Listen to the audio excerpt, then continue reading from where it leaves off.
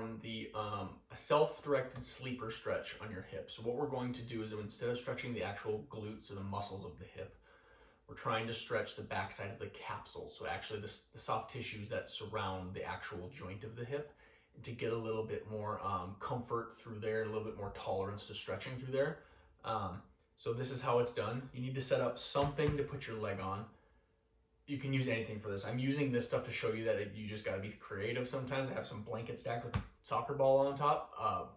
Wall balls work great for this. You can use a box. It will all depend on your specific mobility at your hips. What you're trying to do with this is take up as much of your leg range of motion, hip range of motion into external rotation as you can without feeling like it's like cranking on you. But I do want to take up as much as possible. So basically I'm going to lay on my side. My bottom leg is going to go right on top of this. And what I want is, I want everything kind of at a 90-degree angle is what I'm going for. Then what I'm going to do is I'm going to keep my pelvis and my hips as relaxed as I can.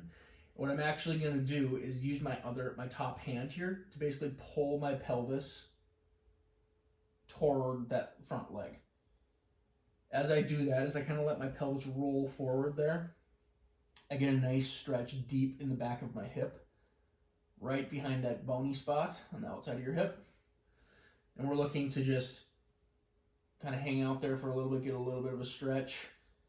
We need to stay relaxed throughout your hips, because otherwise what's going to happen is the muscles will turn on and start to protect that area, and you'll actually get a stretch in the muscles as opposed to the capsule.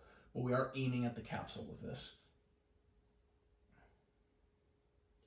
Over time, what you might have to do is, after you do this a few times, you may have to elevate your foot a little bit more, because now I can actually, after doing it a couple times, I can get my leg quite a bit higher. So ideally, I would take a couple more things and stack it up a little bit higher to take up more of that range of motion and just continue as needed. Like I said, biggest things are elevate your foot as much as you need to take up all your available range.